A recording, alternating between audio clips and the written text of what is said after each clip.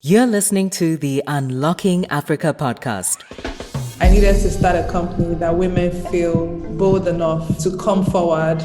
We wanted to be able to give something to women that they can expand their capacity. Because our main customer is a woman, we had to devise ways to say, what are the insights?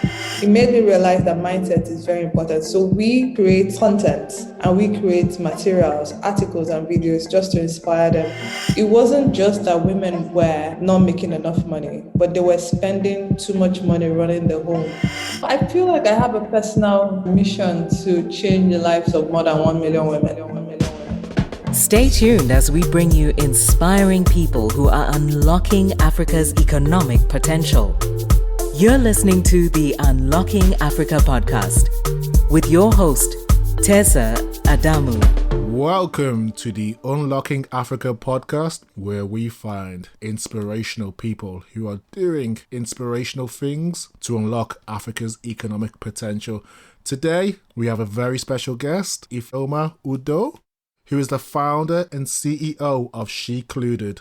Welcome to the podcast. How are you? I'm fine. Thank you so much for having me. It's a pleasure to have you on the podcast. How's your day? Well, it's work, so it's a good day. I can imagine you're pretty busy at the moment. Yeah, I feel that today is one of those days where I'm going back to my why. I saw a very deep post yesterday. So he said, every business expands to reflect the mindset of its leader, and every home expands to reflect the mindset of the parents. Your mind is to go to the future, supervise its creation, confirm its reality, and come back and take your body there physically. That's an amazing way to actually start today's podcast. So thank you for that, Ifeoma. I guess your why and your purpose is what drives you forward and keeps you going when times are challenging or even when times are good.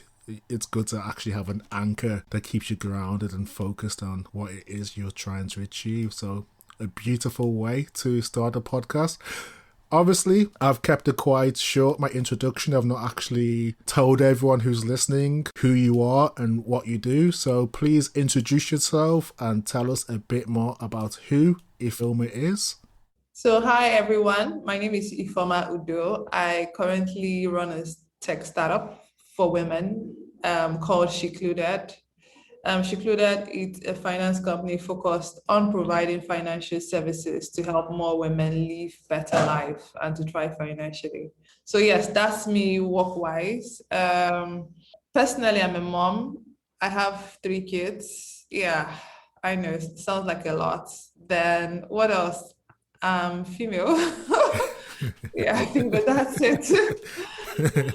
Thank you for the introduction. So I can imagine you're pretty busy, mother of 3 with a great company that has expanded rapidly over the years. I can imagine that keeps you pretty busy. So as you mentioned, you're the founder of Shecluded. I was wondering or hoping you could give us a bit more information or just to tell us your journey of how and why Shecluded started. Looking back at myself, I never thought I would be an entrepreneur. I'd worked in PwC, I'd worked in different startups. And I think it was my last startup, I was the CEO of a seed funding company for a big company. Okay. And when I was there, I got the opportunity to sit down on different pitch panels, to read different proposals and pitch deck. And I quickly noticed something: women were missing. It was worrisome for me because at that time, I noticed the effect of just being a mother and a wife. I felt like for each year, I felt like I was going down. And if women are missing and they're not getting funding, it means that there's a big problem. Then the narrative that MSME is female in Africa will remain. So I just started doing a lot of research into how do I help? How do I create something? And one day I said, you know what, I was going to go and start a company just for women, a finance company. That's how Shecluded came about. I just went and I felt like I needed to start a company that women feel bold enough to come forward, ask the dumbest question about money, and to be able to give them extra capacity, loans, and advisory to grow their business. So no, that's fantastic. Thank you for giving us an overview of how Shecluded started in terms of you saw there was a gap in terms of women being missing from receiving funding and some of the challenges they encounter. So as you mentioned, Shecluded is a finance company that provides women with access to financial growth services to help them achieve their goals. Can you give us a bit more detail regarding how that's done in terms of the mechanisms, your method, the process or approach that you take to enable women to access this finance or funding? So the first thing that I noticed with just looking at African women and where they were at the time and the opportunity I saw was many women were small, not because of a lack of effort, but because of a lack of capacity. And I felt like, how do I expand the capacity? So we started with business loans to say we wanted to be able to give something to women that they can expand their capacity. So you just go online, fill the forms, and have your loan application supplied to us. Another thing that I did when we started that made us different is that the traditional loan algorithm somehow will exclude women because women play in like frontiers that people have less data. Let's say spa, let's say stylist, let's say sell on social media and stuff. Just things that if you look at it from a traditional point of view, it's like they sort of like go off as high risk. So because our main customer is a woman, we had to devise ways to say, what are the insights in this space that we can help to give us more insight to make better decisions for our company and that can enable more women join. And that has been very insightful for us. And that has been our biggest innovation, just being able to adapt our algorithm and our processes to sort of like make women that do not have assets to be able to get access to credits and business loans to do stuff. We also realize that the way that financial services are communicated to women make them feel that money is male. Okay. For me, it was very, very insightful to know that I also had that experience. I think for me, it was different because my dad just went and never came back one day and he was dead. So I grew up seeing my 28-year-old mom at the time trying to raise 4 kids and trying to do her best. So it sort of like made me realize that my biggest investment and my biggest money is myself. So knowing that from that point of view, I need to be able to balance it with women that think that money is men and be able to create a communication that helps them sort of like want to take charge of their money, want to even try, was something that we felt like was that helped us as a company just get the popularity and the crowd to come on board on the mission. Fantastic. So you've given us a beautiful overview of the process in terms of increasing the capacity of women and also touched upon your personal experience as well. Now more than ever, females, especially in Africa, are engaging in a lot of economic activities. So maybe we could talk about how does Shecluded support women to engage in economic activities outside of funding per se? So aside funding, something that we've done is just to inspire them. So just by working with women, I realized that a woman will be the image at the back of her head. So no matter what you do, if you like send her to Harvard, if you like give her an MSc, if the person at the back of her head is Mama Lodger, Yes. when life hits her, she's going to become Mama Lodger. I think that whole experience for me, we working with women, was that there's a time that we did LinkedIn updates, and I forced most of our clients to go and update their LinkedIn. And I was seeing MBA, I was seeing computer engineering, I was shocked. I was like, why are Wow. you selling food? Why are you selling food? And I remember talking to one of them and she said, hey, my mind has gone into business so much. I cannot even think about it to go and practice, engineering or something. And in my mind, I wanted to say, hi, but you're not making money in your food. So it made me realize that mindset is very important. So we create content and we create materials, articles and videos just to inspire them to say, hi, you can do things differently. You can create a new life for yourself. So that's one way that we do it. We also present opportunities for them, whether it's within Shecluded or whether it's internationally or stuff. Just being able to present them with information, because again, we're working in a gender-focused company. I realized that most women don't have access to information that you feel that corporate people like us do have, and you feel that we look at it. Where they get their news sources different, the things that inspire them are different. So just helping them to think about it and think differently was something that was insightful for them. I remember us having an event and I said, hey, 10 blogs you should read. And, I would say things like Forbes, women, this, and they were looking at it, and many of them said, hey, we've never heard of this blog. We've never thought we could actually read it. As you beautifully touched on, you guys support with a change of mentality and mindset, and also providing information to help enable and empower people. I think I read recently that women are the fastest growing financial services market in the world. Is that true? Yes, it is. I mean, they're also regarded as the fastest growing emerging market. I know that initially when you think about emerging market, you're thinking about a place. Yes. It's changed, it's the people, because when you think about it, emerging market means that what? They're growing population, Yes. growing income, growing consuming power. And when you think about these three things, you think about a woman. More than ever, the wealth gap, more women. I mean, I was looking at an article that says like women now own about $25 trillion income. Their income has grown to like $25 trillion. And it's just like, in comparison with, I think, was it 17 or something a few years back. And it was like, wow, this is now why the noise, because everybody just woke up and said, hey, it looks like they're making this noise about women. And I always tell them that, before you get angry, wait a minute. It's not about women. It's not about us feeling special or something. Whenever everybody's paying attention to something, there's money somewhere. Quite true. So to me as a woman, I am not, when I hear the noise, I know that it's not that I'm special or anything. I just know that there's an opportunity that people are spotting and they're preparing to harness. So with that in mind, Shecluded is a fintech company. How are fintechs in Africa successfully tapping into the female economy? Is that the right terminology? Yes. I think that many of them are beginning to see that there's something there, either to feel among, or from data, or from just, share.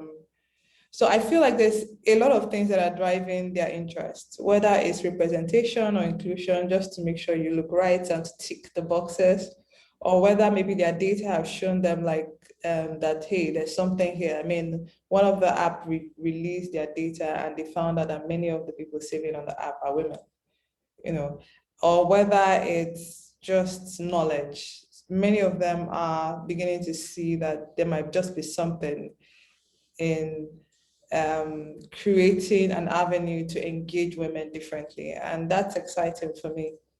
Fantastic. So I guess you've kind of touched upon how fintechs such as yourselves are successfully tapping into the female economy. And I guess with that and working very closely online and offline with different groups of women, you probably get exposed to some of the social and cultural nuances and challenges that aren't always obvious. Can you tell us a bit more insight into, I guess, some of those nuances that people who aren't involved in the industry are probably not aware of? Yeah, so I mean, it's so funny that you asked this, because I was just in the middle of an article to say that I think one of my biggest shock is that when we talk about women financing, when I started Shecluded, I was looking at bank statements to be able to tell people's loans. Okay. And I found something. It wasn't just that women were not making enough money, but they were spending too much money running the home and making everything look good, that it was just not accounted for. So, I mean, the piece I'm doing today, I'm like, first of all, I feel like we need to apologize to the women before us, calling them broke. True. Because they invested, but they just did not invest. They invested in non-tangible assets. That's true. And for me, it's also a realization for today's women to know that that was good, but I feel that there's a higher level of knowledge to say, how are you investing that your small funds that you're getting in the house, in the whatever, just to be very, very aware. Then also, I think that I've always read about the ripple effect of investing in women, that it has ripple effect. And I never, I mean, it's always textbook until you're in the field and you invest in a woman and her business grows. And the next time you talk to her, she's like, oh, I'm paying my son's school fees. And you're like, hey, I'm doing this, I'm doing that. And you see somebody evolve into somebody new. And you're like, Yes. wow. So this is what they talk about as regards that just investing in women, impact is a given, that. And then also working and seeing, I mean, in Africa, divorce, when I grew up, I heard that divorce was for like women that, they were bad people. They just, they did something wrong. And just seeing normal people and sharing their stories and working and being able to just be with some of them through that process and watch how there are no laws in Africa.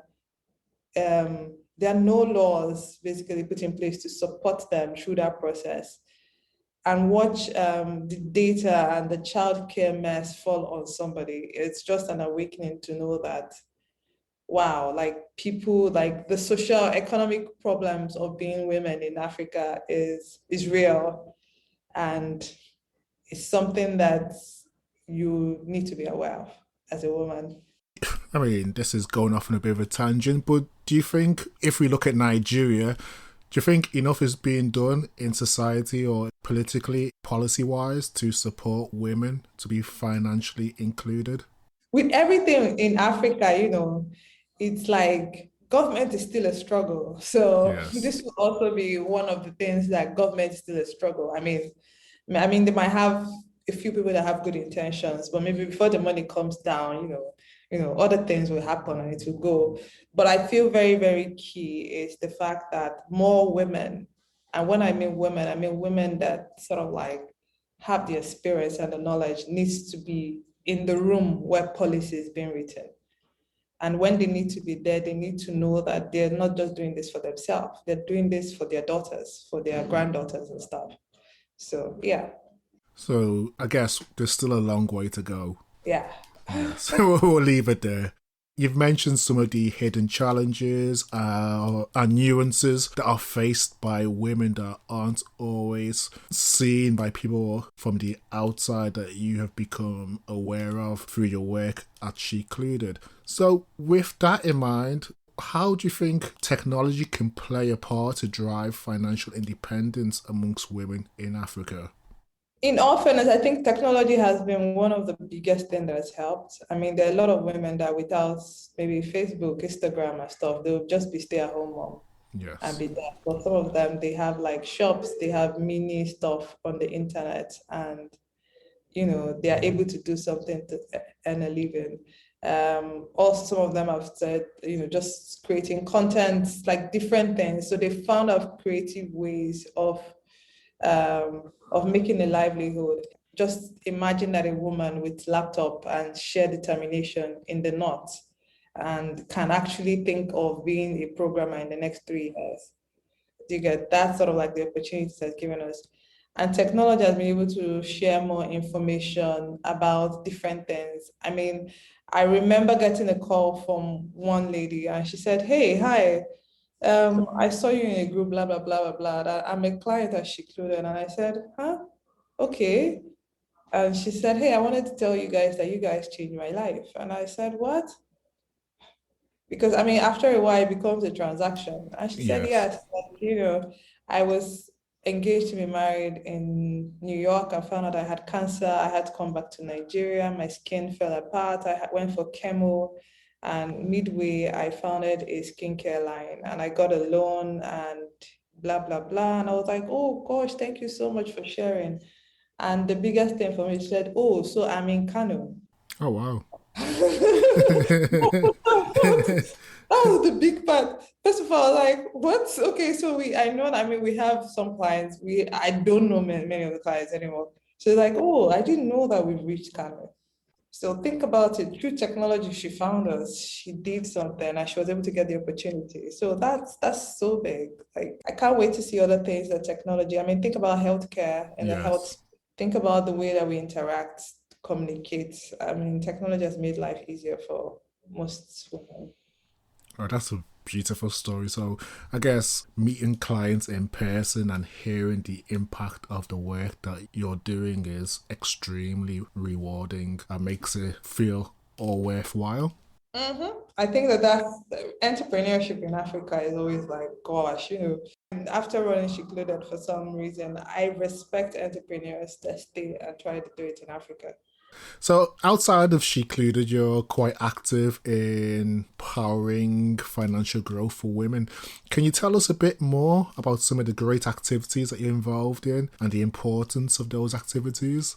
So I feel like I have a personal mission to change the lives of more than 1 million women. Wow. And sometimes what I've realized in my journey is that everybody's focusing on money. Sometimes it's not just money.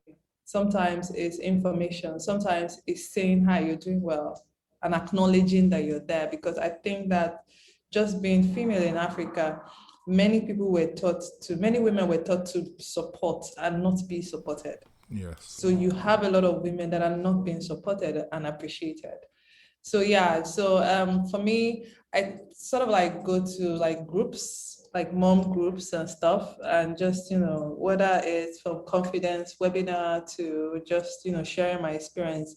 And I love the fact that, whenever I come, they don't just see me, they don't see me as, many of them don't even know what Shecluded, fintech, all those big things. And I tell them, hi, if you ever think of me, I want you to think about that young girl that woke up at 9 and her dad went to the village and just never came back. And she looked and she said, you know what? I don't think I want to live my mom's life. She struggled. I wanted something more. And that's how I had moved forward from saying, hey, I didn't want to be the average in class. I need to get good grades. And I went and I read and I read and I said, hey, hi, I want to go abroad. Everybody, like, I feel like I need an international abroad certificate. And I did it and I went for, and I got a scholarship. It's like, I just put myself out there for the life that I wanted. And I've been able to do it afraid and get some help on the way and just keep moving. So every time you look at yourself, I want you to tell yourself that if Ifeoma can do it, I'm too qualified for it. Amazing. That's a very touching story. And I guess your mission and purpose is definitely something that has driven you to create such a great company. Yeah, maybe I guess so. Like Steve Jobs says, the dots connect backwards. Because when I was thinking about like how my life is going to be, I was thinking I was going to work in a big Fortune 500 company in an office with white tables, sitting down on tables with men in suits, no emotions, just signing check and just being happy and just living the Wall Street life. But now you're the master of your own destiny. You've got a very successful company and you're making lots of people, mainly women, and the people who they impact as well. You're making them very happy and making them smile. At the end of the day, this is my destiny and I'm happy with it. But I mean, I thought I was going to be like, gosh, just no emotion. I think like doing Shecluded taught me empathy. Sitting down and knowing that people try and they just don't get it makes you realize that you have a gift and it makes you see things differently. Definitely, definitely. I guess once you kind of understand someone's position and their journey as well, you can almost understand, if it's in your power, how you can go about supporting them to help them eventually get to where it is they want to get to. Yeah, yeah. One thing you touched upon there is in terms of what you've built in Shecluded and working in partnership with different organizations or different people to help you get there. I think I read recently that Shecluded is a Google for Startups company. Is that correct? Yeah, we got into the Google Black Fund program, so it was sort of like exciting for me. So that's a big achievement. I was wondering, could you please tell us a bit more about that, what it means and how it came about? So, I mean, we applied for Google Black Fund Africa. Fantastic. We were one of the top 50 companies that were selected on the Google Black Fund program to be able to receive funding, mentorship, from Google. So It's been exciting. I think for us, it's just been validation. It's been a lot of learning. It's been a lot of expanding. And yeah, we're excited about it. Fantastic. So, I mean, you've got some other great partnerships with some leading financial institutions to support you with executing your mission. Can you tell us a bit more about some of the other partnerships and how they came about? So some of our partnership basically are things that we want to do. So we have health insurance partnership because we noticed that, maybe many women need health insurance and stuff. We also have like partnerships on investments. So, I mean, Brilliant. they're telling women to say hi, aside saving money, you should try and start investing money and stuff, just to know what that is.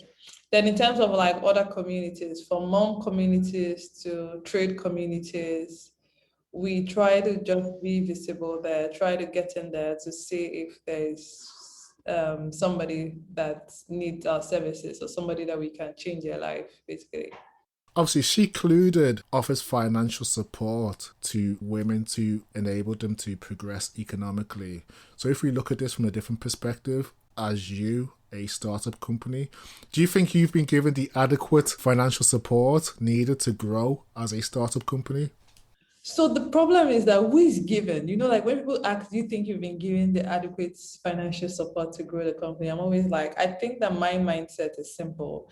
I know the first time I was talking to an investor and they said, how did you start Shecluded? And I said, hey, so I'd worked for 10 years and I said, hey, I had X million of millions and I wanted to go and start it. And I thought to myself, what if I lose all my money? I said, okay, so if I lose all my money, I will check it. By the time I get to 40, I'll rebrand and I'll say I have experience and I'll get a good job. And she looked at me and said, that's not how people start. With investing in women, the first person to take that decision, investing in women, like for me, is mostly all talk and no action. Yeah. You're a woman. The only way to get more women in power is to make them write checks. The only way that I get the respect and the traction that I have and nobody have is that I wrote my own check from my own pockets. I made the mistakes. I lost my own money. I made my own money. And others saw it and they said, hey, hi, this girl is serious. I want to join her.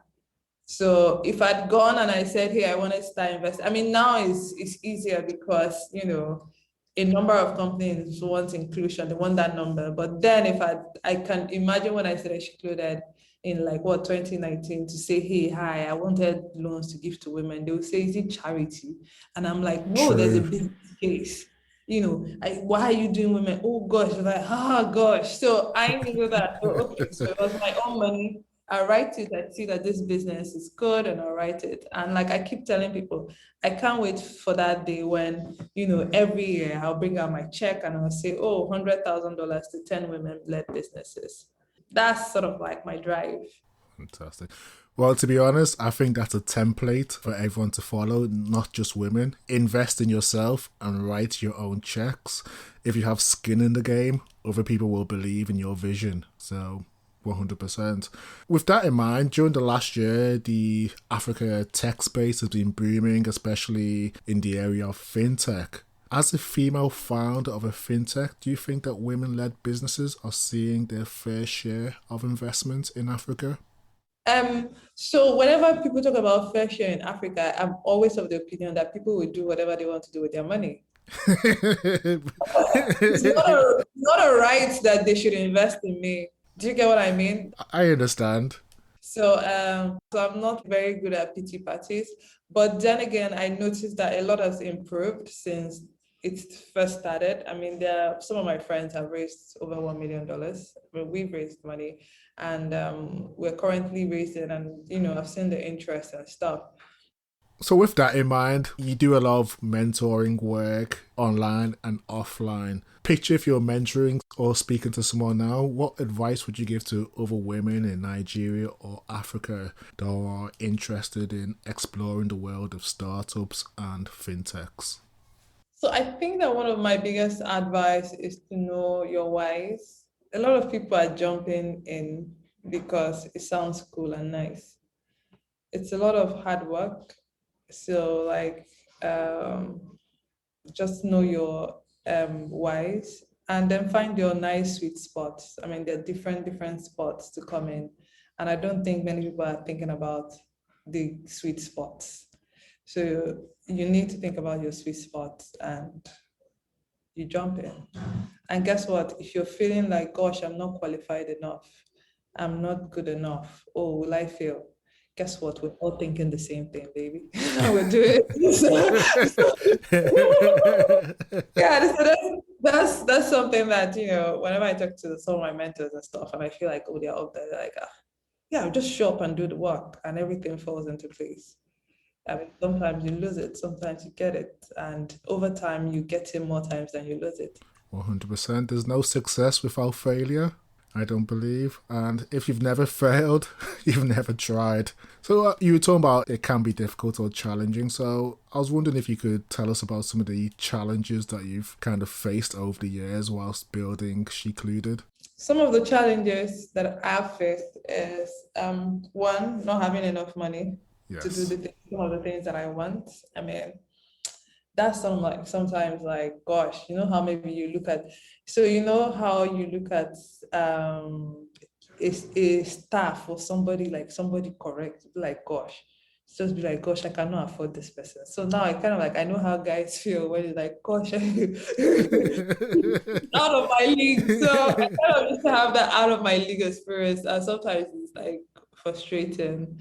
So that's one of the challenges. Another challenge is just being aware of how far the tertiary institution in Nigeria has gone bad.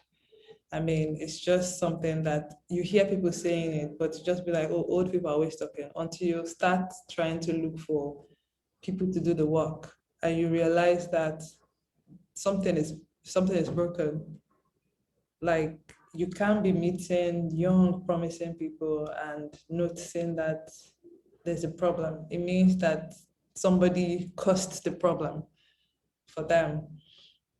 So yeah, so what other challenges? Then, I mean, just balancing being female, running a company, running my house. Sometimes I like notice I'm juggling so many balls.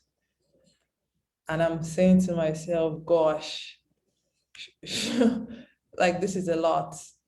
And yeah, I think for me, I've learned to forgive myself every day and just decide to do better than I did yesterday.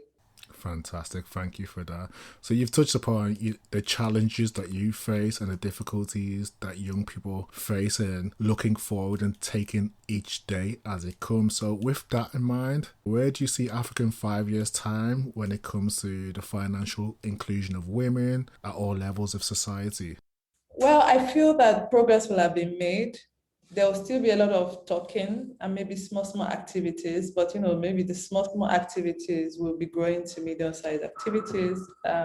Then I feel that in terms of orientation, we'll have changed a bit to be more, hi, okay, what can I do?